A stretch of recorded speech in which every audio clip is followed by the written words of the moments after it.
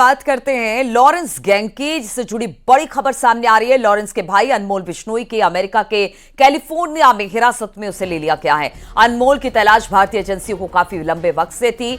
Mumbai police उसे बाबा Siddiqui murder case में तलाश रही थी और अब वो कैलिफोर्निया में पकड़ा गया है। अनमोल बिश्नोई पर कई मामले दर्ज हैं। सलमान खान के घर फायरिंग केस में भी उसका नाम सामने आया है।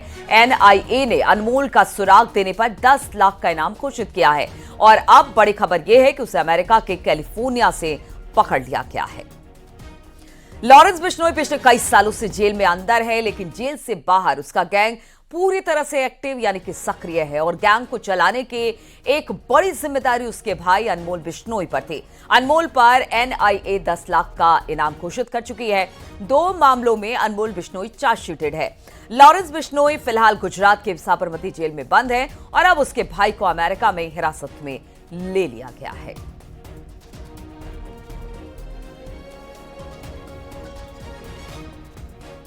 तो 2 तस्वीरें हम आपको दिखा रहे हैं। लॉरेंस बिश्नोई पहले ही साबरमती जेल में बंद है और अब अनमोल बिश्नोई को भी जो एनआईए है उसने गिरफ्तार कर लिया, अमेरिका के कैलिफोर्निया से गिरफ्तार कर लिया है। पिछले कुछ दिनों में लॉरेंस गैंग का बहुत ज्यादा नाम सुनने को आया। जब सलमान खान को उसने धमकी दी, थ्रेटनिंग की, फिर बाबा सिद्दीकी के हत्याकांड में अनमोल बिश्नोई का हाथ सामने आया। एनआईए लगातार उसकी तलाश कर रही थी और अब उसे कैलिफोर्निया यानी अमेरिका की कैलिफोर्निया से हिरासत में ले लिया गया है।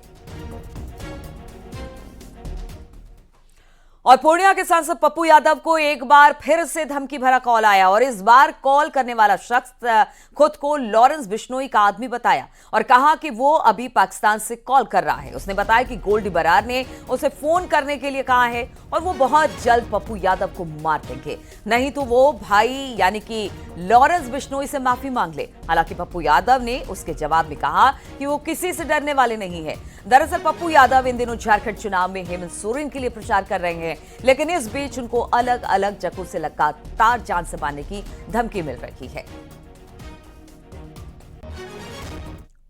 भेज दिया है, उसका आप मूल्यांकन करें और जो बात कही गई है परिवार को लेके ये सही नहीं है। मैं इससे बहुत गलत मानता हूं। जब मैं घूमता हूं तो मोटरसाइकिल से जाता हूं, जमशेदपुर भी, रांची भी मोटरसाइकिल से हम गए। सवाल मेरी जिंदगी का नहीं है, वो तय जहां करे मैं आने को तैयार हूं। मरने का दम है, एक मैदान तय कर ले। लेकिन बार बार कभी मलेशिया, कभी पाकिस्तान, कभी नेपाल, कभी कहीं, जिस तरीके से और सरकार मौन हो। मुझे अब लगता है कि सरकार नहीं चाहती है कि सच्चाई सामने आए।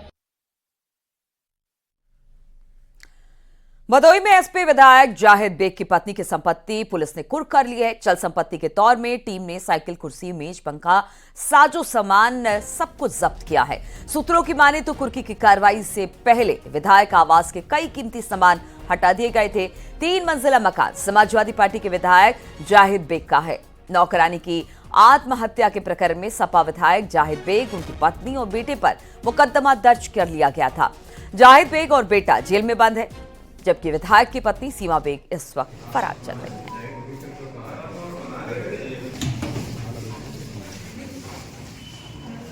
सीमा बेग पत्नी जाहिद जमाल बेग निवासी मलिकाना मोहल्ला, थाना भदोही, जनपद भदोही के विरुद्ध माननीय न्यायालय द्वारा दिनांक 12 नवंबर को 85 बीएनएसएस के तहत कुर्की आदेश जारी किया गया था। उक्त आदेश के क्रम में आज दिनांक 18 नवंबर को प्रभारी निरीक्षक भदोही के द्वारा अभियुक्ता के 3 मंजिला भवन में रखी चल संपत्ति की नियमानुसार कुर्की की कार्रवाई की गई है। अग्रिम विधिक कार्रवाई प्रचलित है। और उपचुनाव की बात कर लेते हैं तो उत्तर प्रदेश में 9 सीटों पर हो रहे विधानसभा उपचुनाव को लेकर अब सियासत गर्मा गई है। चुनाव प्रचार के आखिरी दिन समाजवादी पार्टी ने चुनाव आयोग को पत्र लिखकर कई मांग की है। चुनाव आयोग को लिखे पत्र में समाजवादी पार्टी ने कहा कि बूथ पर पोलिंग ऑफिसर ने के अलावा कोई भी मतदान का पहचान पत्र चेक नहीं करे मतदाता का। पार्टी ने आरोप लगाया कि इस लोकसभा चुनाव के दौरान कई पोलिंग बूथों पर मुस्लिम महिलाओं को डराने धमकाने का काम किया गया था, इसलिए वहां पर मतदाता जो पहुंचते हैं वो उसके जो वहां पर चेकिंग होती है वो सिर्फ उसकी जो पहचान है वो पोलिंग ऑफिसर ही चेक करे, इसके अलावा कोई और ना करे।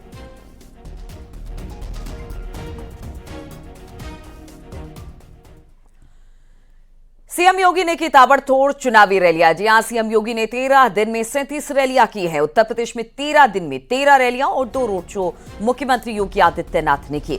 उपचुनाव की 9 सीटों पर 13 रैलियां की है मुख्यमंत्री ने। इसके अलावा अगर झारखंड की बात की जाए तो झारखंड में 4 दिन में 13 जनसभाएं मुख्यमंत्री ने की।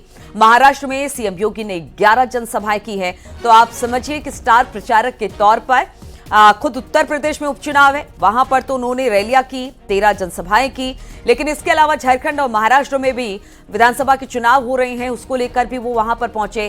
ताबड़तोड़ रैलियां और चुनाव प्रचार यहां पर मुख्यमंत्री योगी आदित्यनाथ करते दिखाई दिए।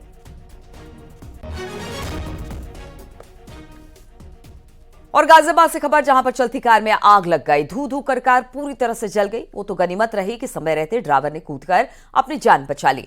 घटना दिल्ली मेरठ एक्सप्रेसवे की है, जहां पर बताया जा रहा है कि शॉर्ट सर्किट की वजह से यह आग लगी। सूचना के बाद दमकल की गाड़ियां मौके पर पहुंची और आग पर काबू पाया गया।